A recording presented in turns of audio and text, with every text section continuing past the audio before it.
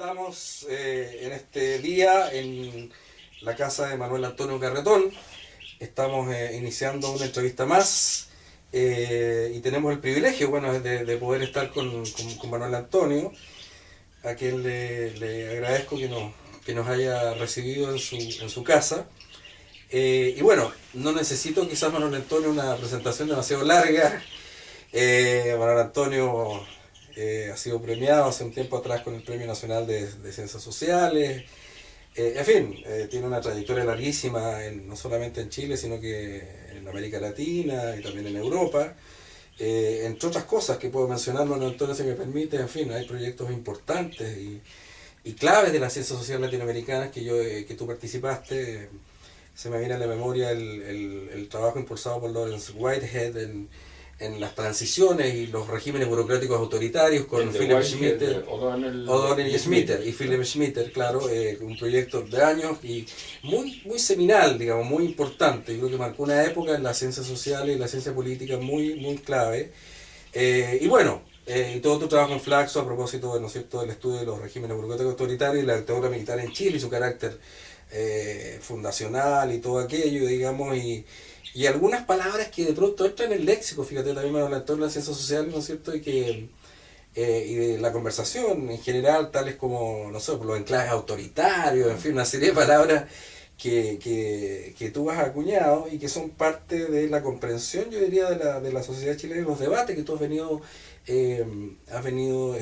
siendo parte en estos años. Así que bueno, estoy muy contento de estar acá y te agradezco, te reitero el tiempo que nos estás entregando. Bueno, gracias a ti y a la revista Política por la entrevista y bienvenido a mi casa, que supongo que habrás conocido hace ya un tiempo, cuando trabajábamos juntos en Flaxo. Así es, sí. Tengo un recuerdo de eso. Yo quisiera empezar, Manuel Antonio, si te parece, quizás echando una mirada panorámica. De pronto Chile es un país isla, las grandes, los macizos cordilleranos nos separan del resto de América Latina. Tú te acordarás que en el paroxismo de los Chicago Boys y en toda esa época, en un momento se habló de adiós Latinoamérica, así como que nosotros íbamos a ser un país que se apartaba radicalmente del resto del continente. Yo creo que no es así. Somos parte de esta tradición común latinoamericana, somos parte de la fortuna y los avatares de América Latina. Entonces, mi primera pregunta que te formularía, que sería interesante conocer tu punto de vista para nuestro radio escucha, como se decía antiguamente, para nuestra audiencia, es decir, bueno, en todos los estudios yo veía en Latinobarómetro. Esto sería teleaudiencia, ¿no? Teleaudiencia, claro. Porque no solo escuchan, sino que para ver. Exactamente, teleaudiencia. Bueno. Entonces, bueno, uno de los puntos que uno pudiera resaltar, digamos, en esto, de ver América Latina hoy día, Manuel Antonio, cuando uno ve el Latinobarómetro, en fin, distintos indicadores, uno dice, bueno, poca confianza en la democracia, lo había sabido, poca confianza en las instituciones, el Poder Judicial rankea muy bajo. Sin embargo, uno ve en Brasil, en distintos países, uno estaba leyendo estudios sobre clases medias, fíjate, estratificación social y cambio, uno ve un crecimiento exponencial también bastante fuerte de las clases medias en América Latina también. Entonces, hay estudios también en la Chile, en fin, otros estudios que se están haciendo en CEPAL, y uno ve una estratificación social, también un cambio en las clases medias entre una antigua y una más nueva, digamos, así llamada en Chile aspiracional, si tú quieres. Entonces, bueno, tenemos los fenómenos políticos tanto de las expresiones nacionales populares, o si tú quieres llamarles populismo, bueno, en Venezuela, en Ecuador, ¿no es cierto?, y en otros países, y modelos quizás que se apartan de eso más clásico, como el caso del triunfo sucesivo, en este caso con Dilma Rousseff en Brasil, del PT, Mujica, ¿no es cierto?, que gana también en Uruguay, Cristina Kirchner, en fin, un panorama yo diría variopinto, una derecha que tal parece que en México se va a imponer el PRI, según la última encuesta, en México. Entonces, ¿cuáles serían a tu juicio como los aspectos de cambio y continuidad en América Latina? Tú te acordarás también, me acuerdo yo preparando esta entrevista dentro de mis libros, bueno, todo este intento que se hizo en los 60, tiempo atrás también de fundar una suerte como de sociología de América Latina. ¿Te acuerdas tú cuando importaban muchos modelos funcionalistas y muchos modelos, digamos, que venían de los países centrales? Entonces, ¿en qué estamos? Tanto en la disciplina como en la mirada, en brochazo que tú tendrías hoy día de América Latina con toda su heterogeneidad y con todas sus diferencias, digamos. Bueno, yo creo que si vamos a hablar de América Latina, yo partiría, dado que hablamos desde las ciencias sociales, partiría por recordar que hace poco murió, y hace menos se le rindió un homenaje por parte de las distintas instituciones argentinas y el PNUD en Buenos Aires a Guillermo Donel, que me tocó participar en esos homenajes y me sentía muy amigo de él. De hecho, hice lo posible y al final lo obtuve para que se le diera el doctorado honoris causa a la Universidad de Chile, era un doctorado honoris causa de la universidad. Entonces creo que vale la pena para el público en general recordar que yo diría quizás uno de los pensadores políticos más importantes de los últimos 20, 30 años en América Latina ha sido Guillermo Donel, que además tuvo una virtud que fue el juntar distintas disciplinas. Uno no sabe si era jurista, sociólogo, cientista político. Lo era eso en conjunto. Y al mismo tiempo era capaz de combinar enfoques teóricos totalmente divergentes, digamos, de orígenes muy distintos, para analizar fenómenos. Entonces los ponía, igual que la metodología, la ponía al servicio de lo que estudiaba. No estaba enamorado o amarrado a ninguna ortodoxia teórica. Bueno, digo porque los procesos de los cuales hemos sido todos partícipes, las luchas contra la dictadura, digamos, el sufrimiento bajo la dictadura, la lucha contra la dictadura, los procesos de democratización política, los defectos o déficits de esos procesos de democratización política, fueron temas en los cuales siempre los textos y la palabra de Guillermo fueron muy, digamos, importantes. Dicho eso, vamos al objeto mismo. Yo creo que uno puede caracterizar la década de los 90 como la convergencia, si se quiere, coexistencia de 4 grandes procesos que viven los países americanos en distintos momentos, con distintos actores, con distintos ritmos, cada uno de ellos. Uno tiene que ver con la democratización política, o sea, el término de las transiciones, la consolidación democrática, y enfrentar la primera crítica a el desencanto, digamos, o a los déficits democráticos. La superación del clave autoritario en esa época. La segunda tiene que ver con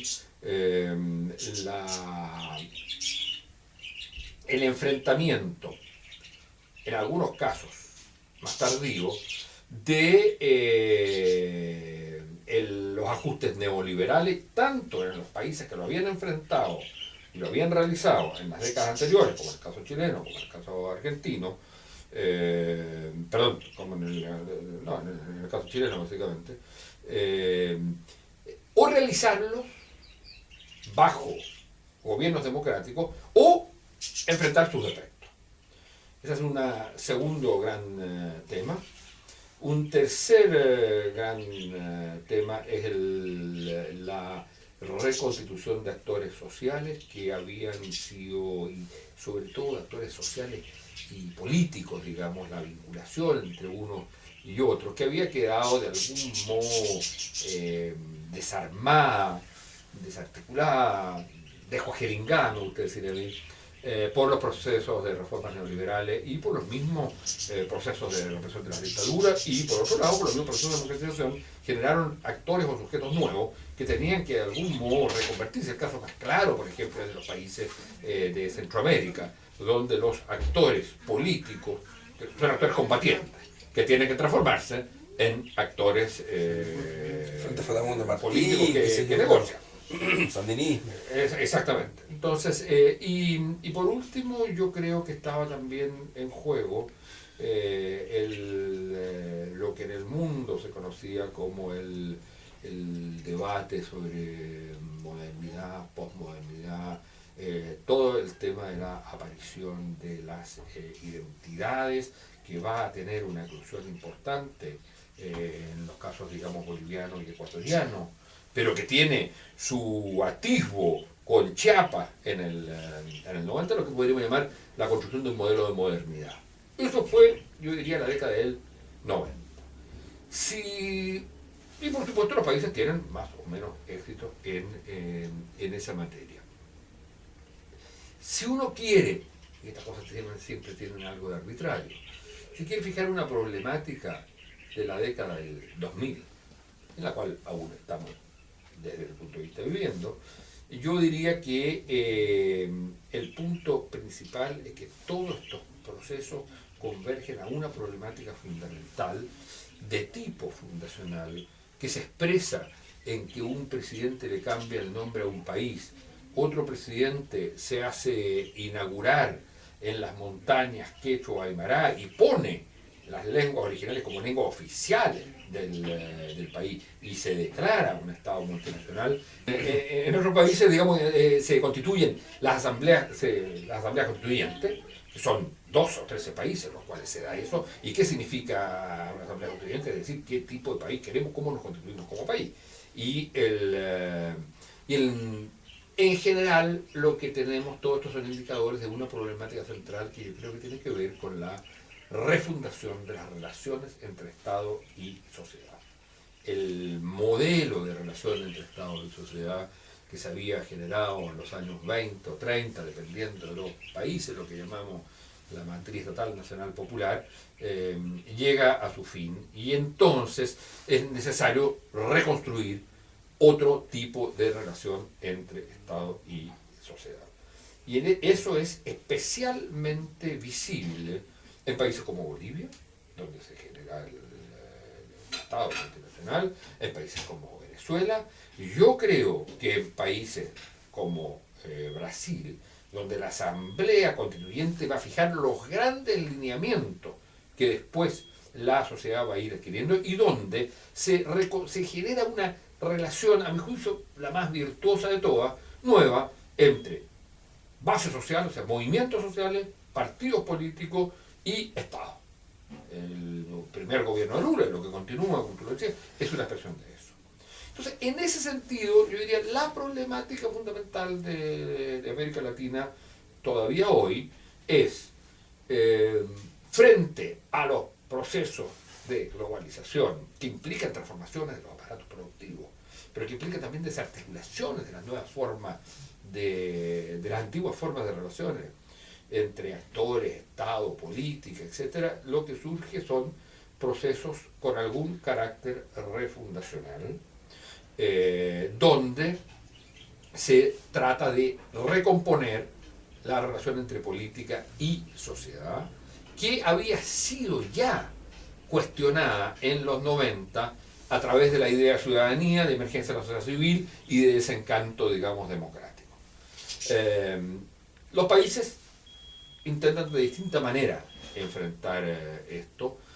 Creo que el modelo más exitoso, porque es fuerte en movimiento social y en diversidad y en sociedad civil, es fuerte, por lo menos hay un partido y hay un sistema de partidos y además tiene un Estado. Entonces, Lula no habría ganado la primera vuelta, la primera vez, si es que digamos, cuando ganó la segunda vuelta, la primera vuelta, pero en la primera vez que fue candidato, no lo habría ganado si no hubiera firmado el pacto con el Fondo Monetario. En esa época el Times, no me acuerdo, el Economist decía, el próximo domingo no van a votar 80 o 100 millones de electores, van a votar los 8 directores del fondo, de las transacciones del fondo. Entonces, lo que quiero decir, tenía capacidad para. Entonces, lo importante en esto es la capacidad que se tenga de reconstruir un tipo de relación, algo parecido a lo que ocurrió en el siglo XIX cuando había que crear estados nacionales, algo parecido a lo que ocurrió en el siglo XX cuando había que incorporar masas que venían del campo y había que industrializar el país. Hoy día la integración en el mundo, la inserción en el mundo global pasa por este cambio de relaciones entre Estado y sociedad, donde son muy importantes el hecho que no se pueda enfrentar aisladamente y que tenga que enfrentarse a través de procesos de integración, y eso hace que la integración latinoamericana, que ha pasado por muchos avatares, esté hoy día llegando a momentos de definiciones duras. Ya se trata de estrategias de desarrollo productivo, de redefiniciones de modelos productivos comunes, de saltos en la integración física, pero todo eso implica en algún momento la conformación de un bloque político tipo Comunidad Europea, digamos, Unión Europea, que aún está pendiente. Tú ves eso como en la agenda claramente, digamos. Claro, o sea, yo creo, entonces... Porque eso hoy desde Chile uno lo ve muy incipiente, uno lo ve mucho, disculpa te interrumpa en este punto, pero es interesante. Argentina, polo Brasil, y uno ve como adláteres, ve México más lejano, mucho más ligado al Tratado de Libre Comercio, en fin, con Estados Unidos, NAFTA. Entonces, te lo pregunto porque es muy interesante lo que tú estás diciendo, en el sentido de que nosotros desde nuestra balcanización, como te decía, como muy isla, como que estos procesos aparecen como muy evanescentes, ¿eh? Ahora, ¿y eso cómo lo ves tú? No, yo creo que eso es así, pero es importante tener en cuenta, mirar la cosa en el mediano plazo. ¿Cuántas iniciativas han habido? Muchas. Del ALBA, el UNASUR, muchas. El Mercosur, el Mercado Común Centroamericano, en fin, hay muchas iniciativas que inicialmente comenzaron por tratados de libre comercio, pero que apuntan poco a poco a problemas de conformación de una cierta póliza. O sea, es un proceso largo porque el proceso de reconstrucción de las relaciones Estado y sociedad en cada uno de estos países toma tiempo y a su vez tienen que estar enfrentando con estrategias distintas el proceso de integración latinoamericana. Imagínate tú que se produce el impacto de la desaparición de Yugoslavia y los países que tienen construcción de Estado a su vez tuvieran que integrarse a un bloque, a la Unión Europea o lo que tú fueras. Entonces tienes ese tipo de problemas que hace que sea un proceso muy largo, muy complicado, donde además todavía algunos países no han resuelto conflictos previos que necesitan para discutir libremente el tema de la integración, como es el caso de Chile con Bolivia. En la medida que Chile no tenga otra posición respecto al tema marítimo de Bolivia, yo creo que eso está bloqueado. Pero y eso, a diferencia de la doctrina chilena, eso es un tema multilateral. No es un tema bilateral porque está afectando al conjunto de la región y el proceso de integración. Bueno, lo que digo, entonces estamos en un panorama donde el eje central, el problema, la problemática central es la integración de estos países o la inserción autónoma en los procesos de globalización, lo que implica reconstrucción de las relaciones entre Estado y sociedad, y donde la relación con la política es diferente. En algunos países la vinculación entre política y ciudadanía, entre política y movimientos sociales y actores sociales, no ha variado en el sentido que se haya producido una drástica ruptura. El caso de Uruguay es un caso clarísimo. El caso de Uruguay es un caso de todas las encuestas que uno examina, lo que dan es más se mantiene confianza en los partidos políticos, se mantiene confianza en las instituciones, hay un nivel muy alto de participación, en fin. Entonces, claro, es un país, digamos, de dimensiones pequeñas, pero yo diría ahí no hay la crisis de la política que uno ve prácticamente en todos los otros países, pero muchos de los otros países ya han empezado a ser superados. Yo creo que el modelo brasileño es un modelo de superación. Así es. El modelo boliviano fue un modelo de superación de la política y que hoy día está enfrentando un nuevo problema de relación con digamos, el tema propiamente social. ¿Por qué? Porque resulta que cuando tú defines el proyecto nacional a partir de un principio étnico, siempre vas a tener el problema, uno, de aquellos que no se consideran parte de la misma etnia, pero sí parte del mismo país, y dos, dentro del sector étnico involucrado, apelado, va a haber, por supuesto, reclamo de, bueno, entonces que se cumplen exactamente las cosas que yo quiero. Y el problema de Evo Morales es que no es solo un presidente indígena que representa a los indígenas, es también un jefe de Estado y tiene que enfrentar, digamos, ese problema. Así es. Entonces, Ese es el dilema de Bolivia. claro, entonces, cada uno de estos modelos tienen sus dificultades. Yo creo que hay algo muy interesante y también crítico, pero muy interesante en el modelo argentino. Desde lo que se llama el modelo kirchnerista, en el sentido que ha habido un proceso de reindustrialización, y eso es importante. En segundo lugar, que ha habido un proceso de repolitización de la sociedad que era que se vayan todos, Gracias. ¿ah? A una sociedad que se ha repolitizado. ¿Cuál es el gran problema que tiene ese modelo, al igual que el modelo de Chávez, por ejemplo? Es el tema de las instituciones. ¿Hasta qué punto los liderazgos personales o los liderazgos con apelación a un sujeto popular pueden erosionar el demos, las instituciones democráticas, hacer depender demasiado al país o del liderazgo personal o de esta vinculación líder-pueblo? Pero hay una elección que tomar. Y la elección tomar, digo porque hay gente como mi amigo Ignacio Boca, que a mi juicio está profundamente equivocado, que sostenía que el gran dilema de América Latina era democracia o populismo. Yo creo que cualquier modelo o proyecto para un país tiene que tener una combinación, balance, que es sui generis, es distinto para cada país, entre instituciones, es decir, democracia política representativa, populismo, es decir, apelación a un sujeto que encarna no enteramente, no únicamente, pero que es una base que encarna la nación y la política. La Clau, que ha planteado bastante estas cosas, se equivoca, me juicio, en un punto de que no le da a la política un carácter autónomo. Entonces dice, hay tecnocracia e instituciones por un lado, y hay populismo por otro lado, y él se queda por el lado populista.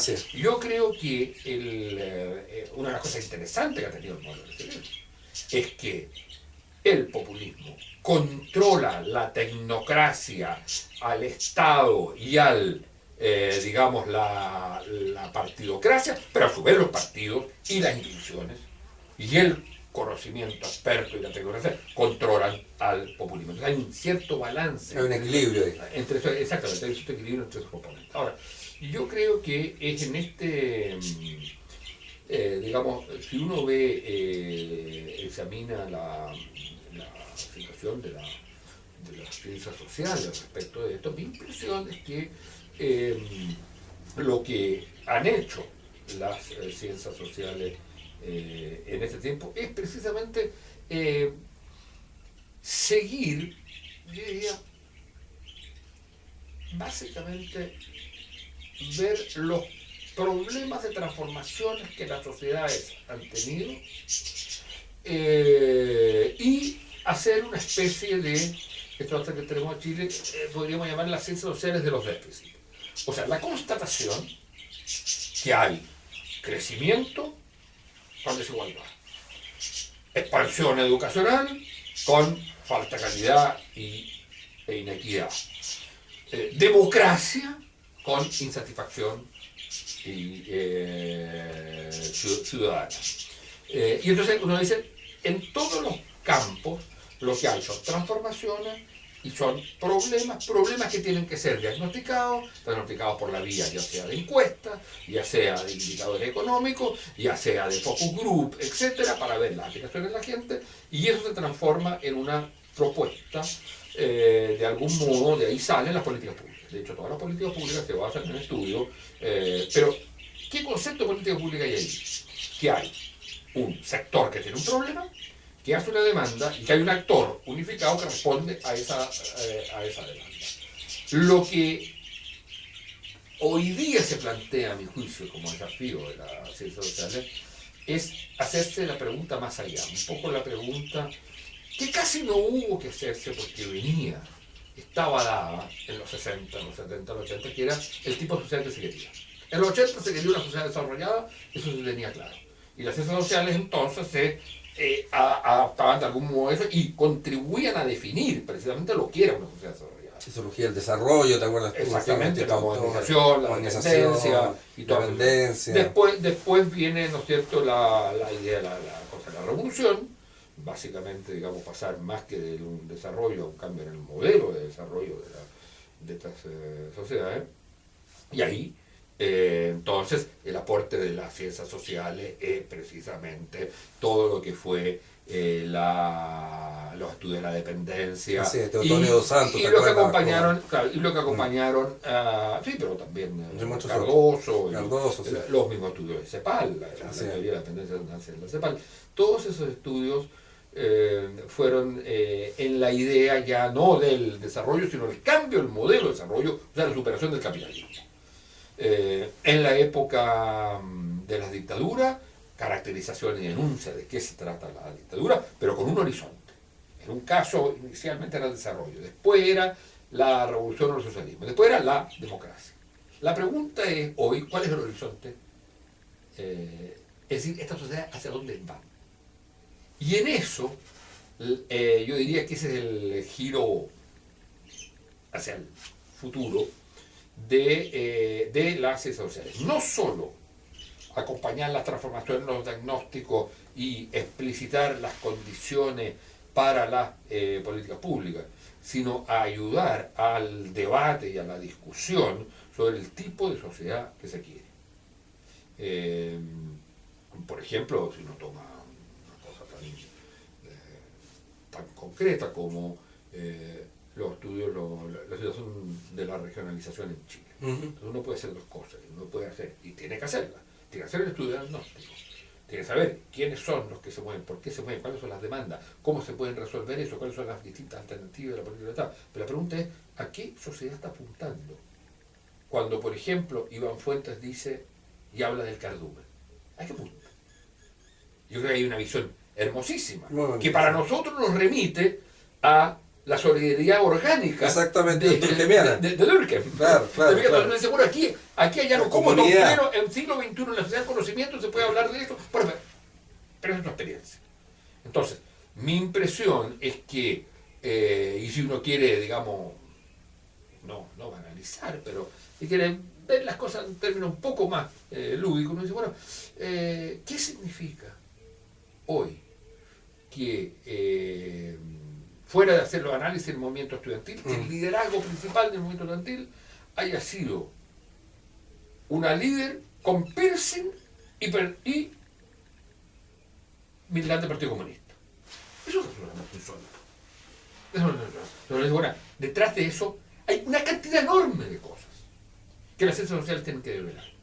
No es solo la pura demanda. Yo ya creo que en la demanda estudiantil había más cosas involucradas que las puras demandas concretas. Así es. Había la refundación del sistema educacional y por lo tanto, como el sistema educacional no se puede refundar en este sistema político, la refundación del sistema político. Y de hecho se ha apuntado un poco cuando se planteó el tema del plebiscito. Así es. Pero lo que quiero decir entonces es que detrás de cada tema, de cada problema y de cada actor o sujeto que se constituye, mi impresión es que hay la pregunta por el tipo de sociedad que se quiere y se busca, y eso no lo puede hacer una solo pensador, no lo puede hacer una sola persona, es el conjunto y es la tarea, yo creo, de la ciencia social, que hasta hoy, a diferencia de los 60, los 70, los 80, no hay un concepto límite, es decir, un objeto de estudio como era el desarrollo, como era la democracia, como era el socialismo, la teoría del socialismo, pero al mismo tiempo ese objeto de conocimiento era también un objeto normativo.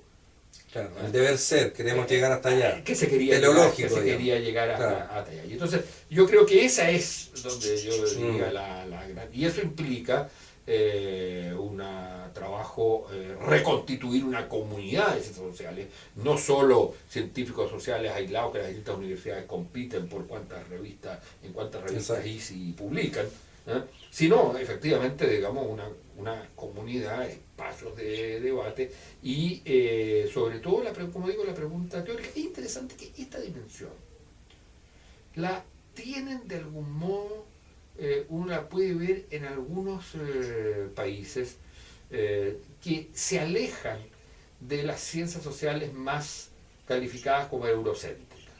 Por ejemplo, los estudios sobre la colonia de Aníbal Quijano, pero también los estudios de Tapia, digamos, la tesis de Tapia para hablar de la comunidad, la idea de la comunidad, la idea de la sociedad del buen vivir, por ejemplo, que está consagrada en la Constitución boliviana, hay que darle un contenido a eso.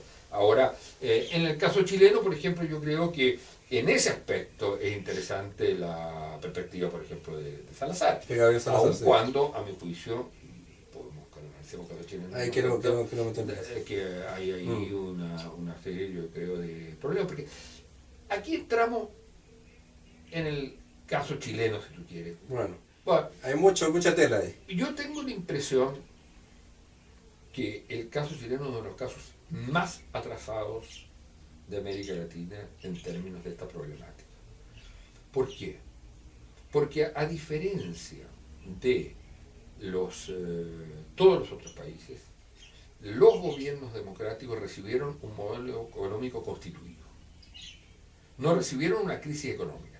Ni siquiera tuvieron ellos ni siquiera no tuvo los gobiernos chilenos, los gobiernos democráticos, no tuvieron que ellos resolver una crisis o plantearse la idea de un modelo.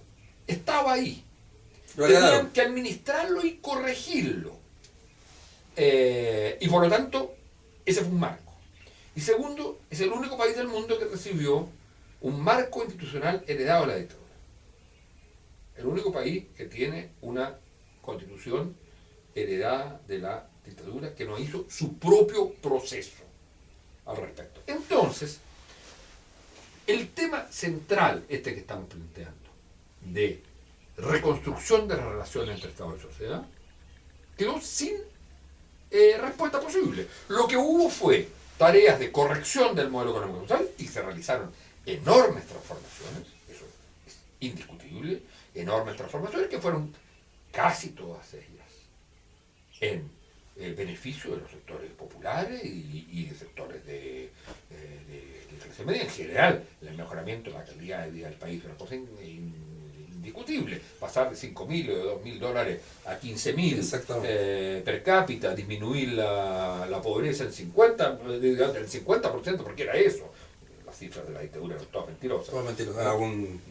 9, 8. Claro, o a 15, digamos, según quien lo mida. Pero esos son cambios pero radicales, que 7 de cada 10 estudiantes, sus padres no son primera generación universitaria. Bueno, son transformaciones fundamentales, eso es indiscutible. Pero, a la vez que corrigieron, consolidaron lo esencial del modelo económico. ¿Y qué es lo esencial de este modelo económico? Es que finalmente el mercado es el hegemónico y el Estado corrige o regula, pero el mercado es hegemónico.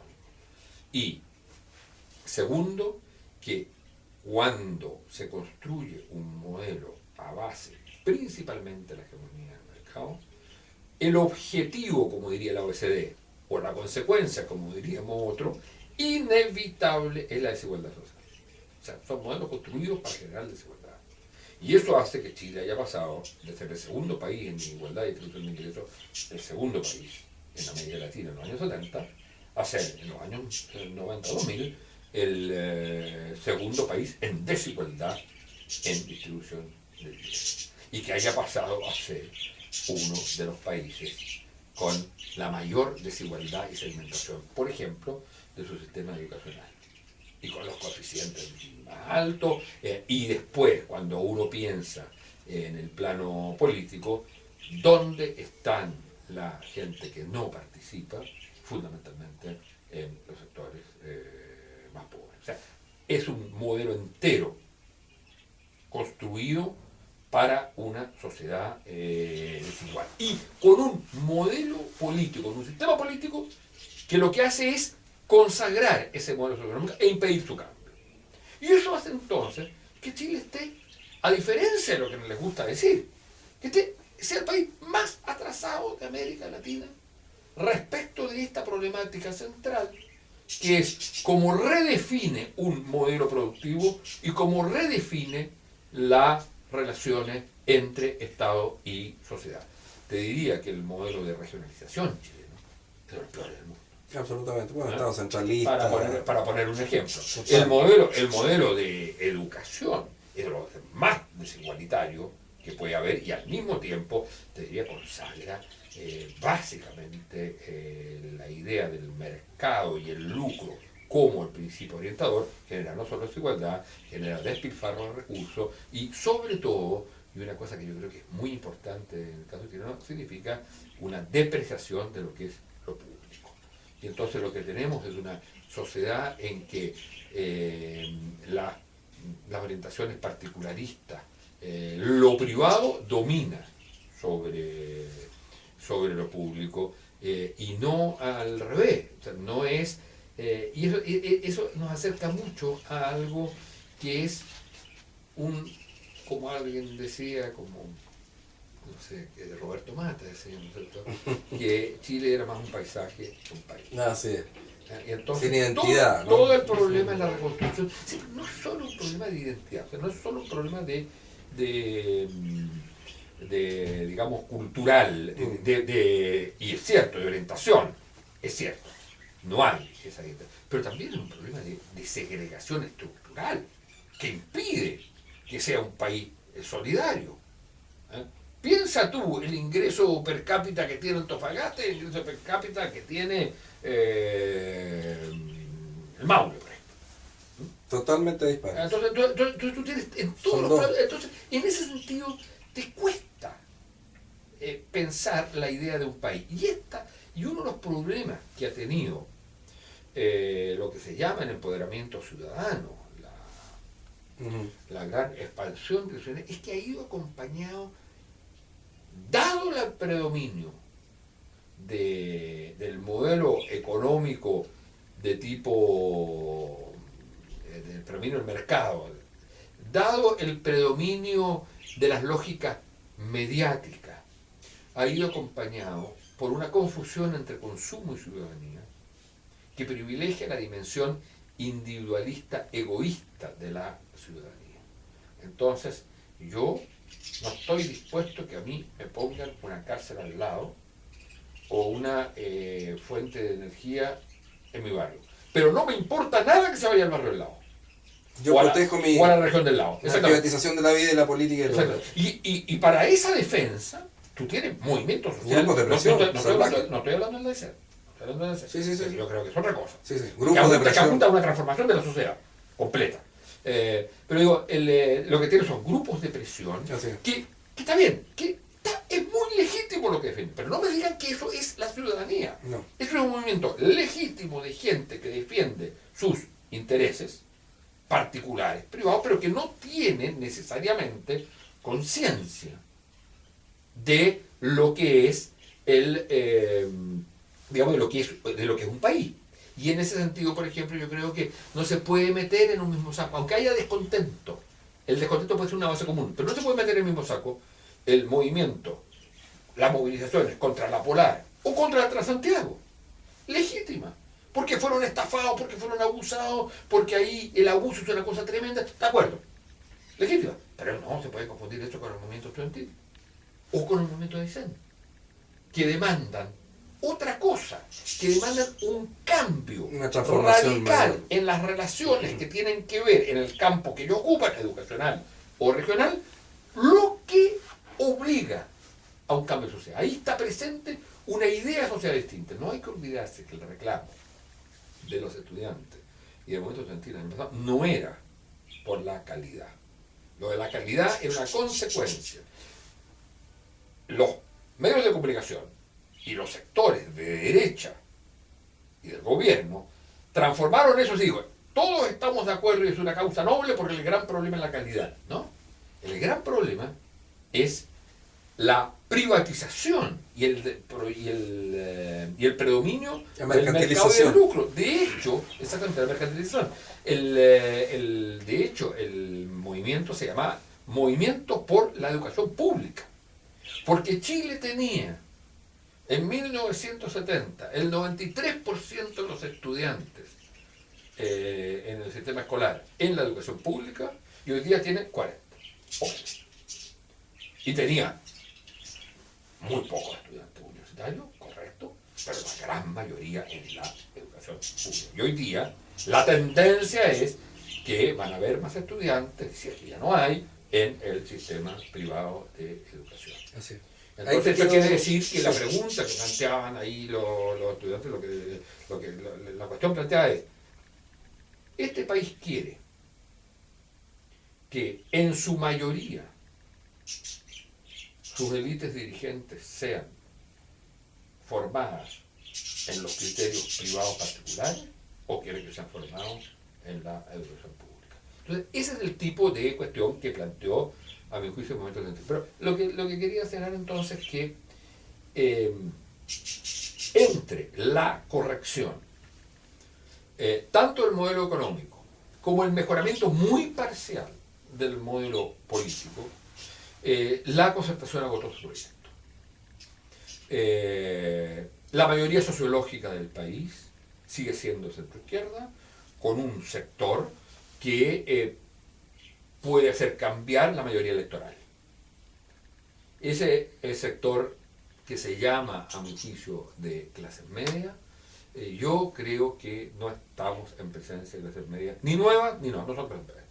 El concepto de clase media alude a la idea, en primer lugar, de la existencia de una oligarquía o clase dominante y de un sector popular. Si la clase media es el 80% del país, entonces no hay clase media.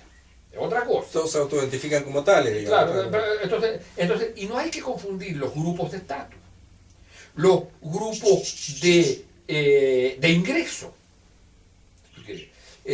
con la idea de una clase que refiere a una cierta comunalidad de intereses políticos. Y por eso el componente político en la estructuración de las clases medias es fundamental. Si son públicas o privadas, eso es otra cosa.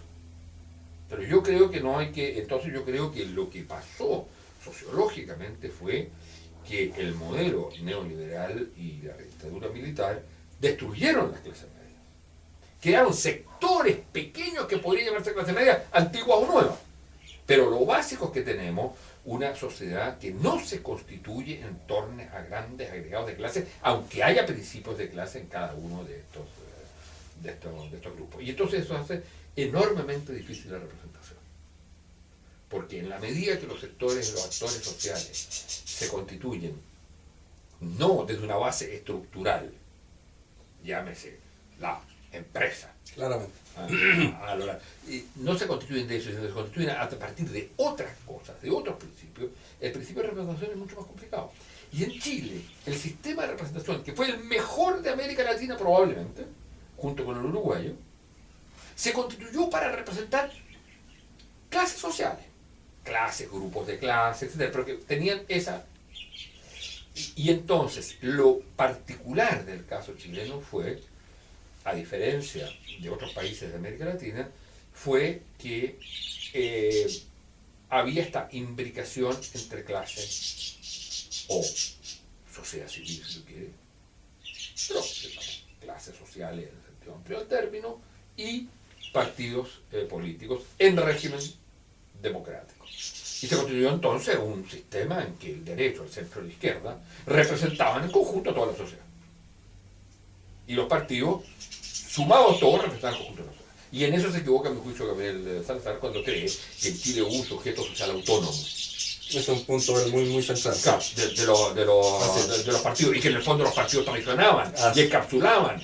Y en eso, tanto Allende como Aguirre Cerda, como Elwin, como hasta la dictadura, con signos negativos, pero digamos, de algún modo todos ellos lo que hicieron fue eliminar a un movimiento social. Eso no es entender que los movimientos sociales se constituyen de manera distinta según los países. En Chile se constituyeron a través del sistema partido. Y entonces, eso hace que todos los grandes procesos que Chile haya enfrentado, desde los 20 o 30 del siglo pasado para adelante, todos esos grandes procesos tuvieron un sujeto que era a la vez político y a la vez social.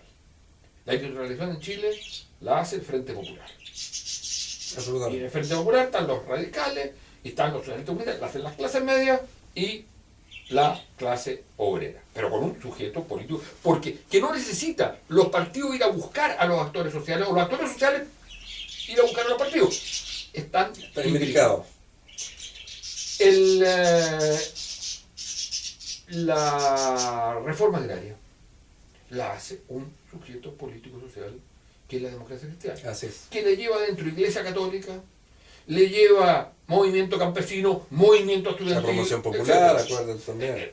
La promoción popular, A nivel si urbano. uno la quiere meter integración. junto con la reforma agraria, diríamos lo mismo, pero si la quiere meter aparte, igual. El sujeto es la democracia Así es. cristiana, que tiene Estado, porque tiene el gobierno, Así es. ¿no es cierto?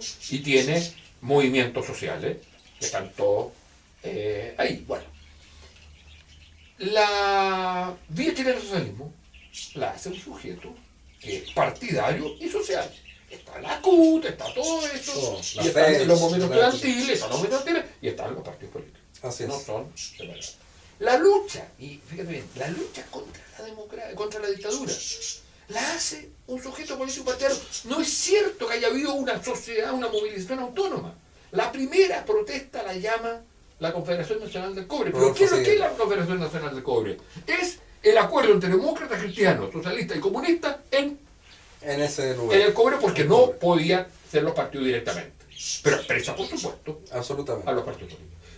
La concertación de partidos por la democracia, si a eso le agregas el Partido Comunista, en la lucha por el no. ¿Eh? Entonces, de nuevo, tú tienes que el sujeto político de la transición, lo que llamamos transición, es lo que va desde el triunfo del no hasta la asunción de Patricio Verde. Ahí se acabó la transición. Es transición. Lo otro es democracia incompleta u otra cosa.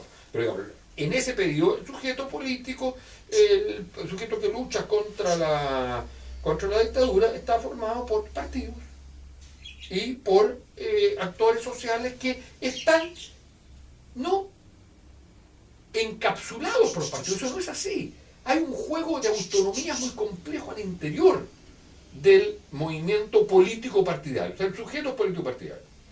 Y en ese sentido, la concertación fue el sujeto político,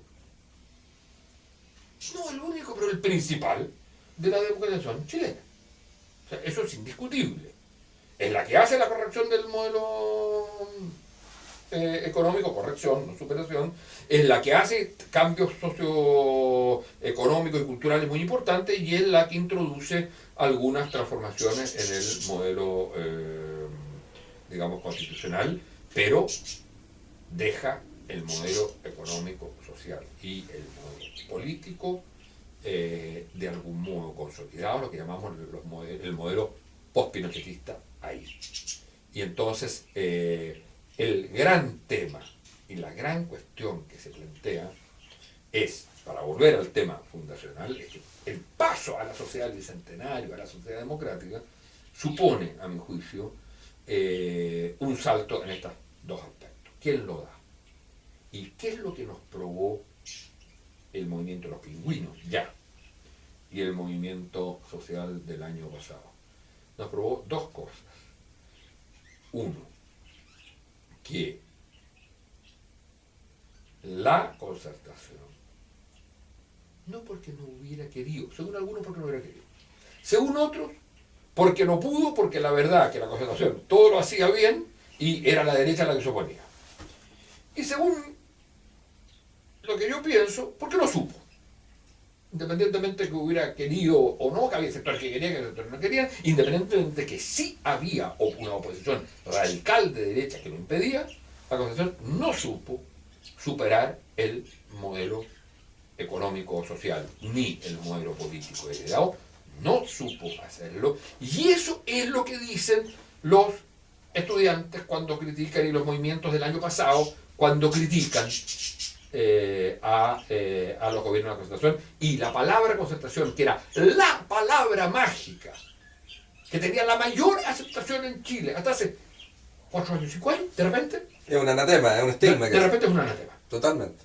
Y los chistes son los chistes sobre la Así es. concertación, cuando antes la concertación era, la gente decía no quiero votar por partido, la concertación tenía una identidad propia. Bueno, se produce esto porque, bueno, yo creo que hay muchas razones que uno puede analizar por qué la concertación no supo, de hecho al final no logró superar el modelo heredado, y el problema aquí no es las críticas y autocríticas, el problema es decir, bueno, no lo hizo, es el dato, no se hizo, y hoy día la tarea es la superación del modelo económico social en el tema de supremacía del Estado sobre el mercado, claramente dicho así, ¿no? Y de el modelo y de las desigualdades, por lo tanto, y segundo, la superación del modelo político institucional, lo que significa una nueva constitución.